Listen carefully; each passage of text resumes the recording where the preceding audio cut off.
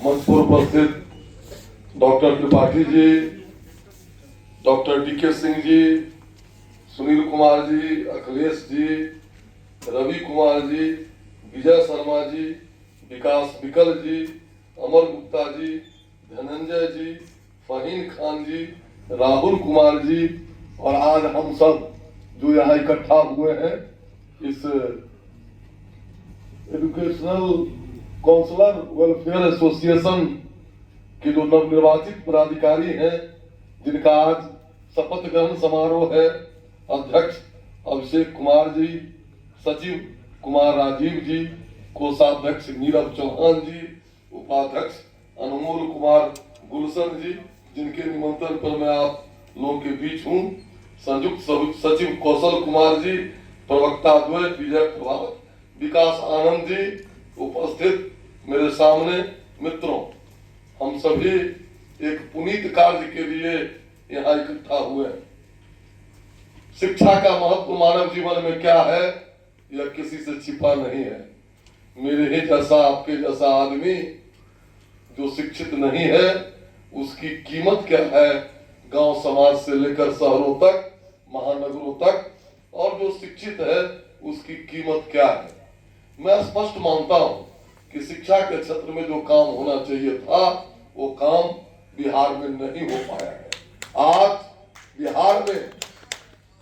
बिहार के छात्रों से देश के दूसरे शहर गुलजार हैं, वहां वो आगे बढ़ रहे हैं, तरक्की कर रहे हैं, लेकिन हमारे साथ छात्र की पूंजी रहते हुए भी हम वैसा नहीं कर पा रहे हैं।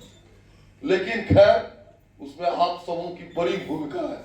आप छात्र को किसी कॉलेज से मिलवाते हैं। आप जो एक छात्र ISC करता है, BSc करता है, मैट्रिक करता है, वो आगे क्या करेगा वो आप उसकी जानकारी देते हैं। बिहार में भी ऐसा प्रयास होना चाहिए और होगा। समय का इंतजार है। बिहार भी अब बदल रहा है, संगठन में शक्ति है। देखिए, दुनिया बड़ी तेजी से बदल रही है और हम लोगों का कुछ ज्यादा भारत पर दुनिया की नजर ज्यादा दृष्टि से उसको देख रही है। हमको लीड करना है। भारत को जब लीड करना है तो बिहार की भूमिका उसमें प्रमुख होनी चाहिए।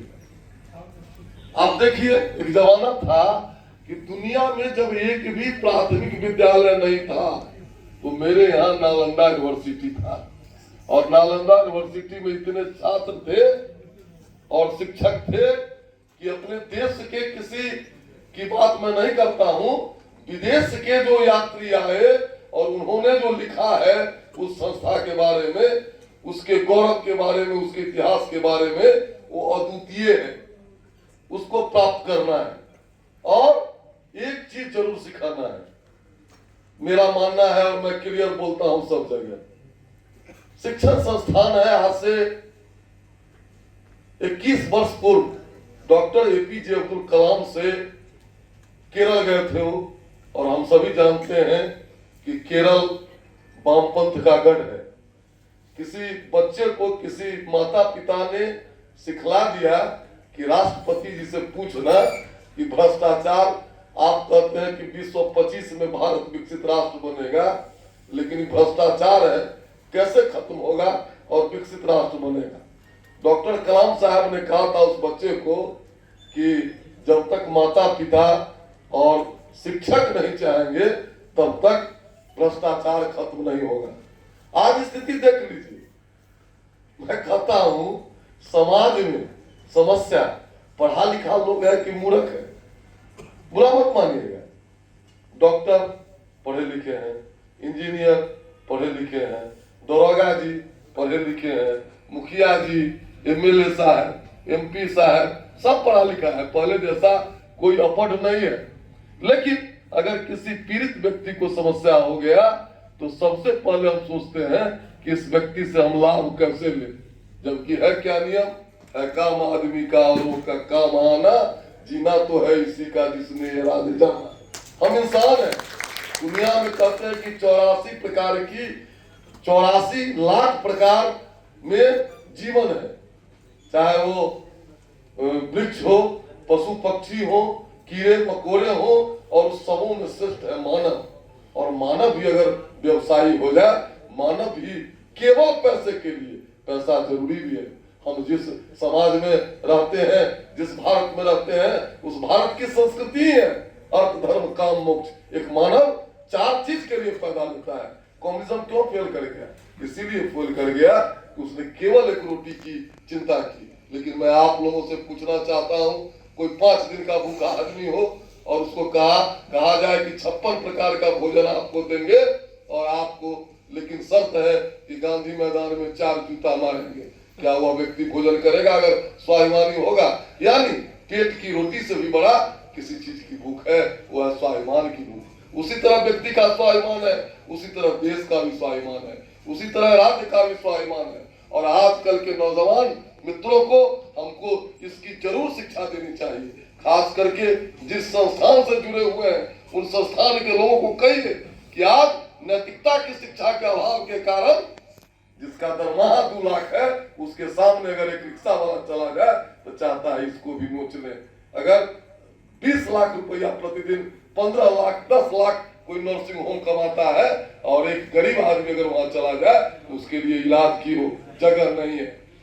मेरा कहना है ऑन दी होल कि सभी लोग मिल करके, और हमारे पूर्व वक्ता ने सही कहा है कि विश्व गुरु बनाना है। क्यों बनाना है विश्व गुरु? आप देख लीजिए, अगर किसी एक समाज का देश है, क्या हो रहा है? विश्व के मानचित्र को देखिए, क्या हो रहा है? एक दूसरे को कैप्टॉन टैबलेट खा करके लोग निर्दयता पूर्वक मारते हैं। आज बच्चे, गोद के बच्चों का चक्कू से कलेजा निकाल करके, चबा करके वीडियो जारी किया जा रहा है। और उस पीड़ित मानवता को अगर कोई दिशा दे सकती है तो भारत ही है। क्योंकि जितने तरह के लोग, जितनी जातियां, जितना धर्म, जितना संप्रदाय, जितना पूजा पद्धति भारत में है, दुनिया के किसी देश में नहीं है। अगर एक है तब भी वो लड़ते हैं, हम अनेक हैं तब भी एक है। इस भावना को लेकर के और आपके संगठन के उज्जवल भविष्य की कामना करते हुए आप तमाम लोगों को मैं दिल से धन्यवाद देता हूं जो आपने मुझे आमंत्रित किया। बहुत बहुत धन्यवाद, बहुत बहुत धन्यवाद।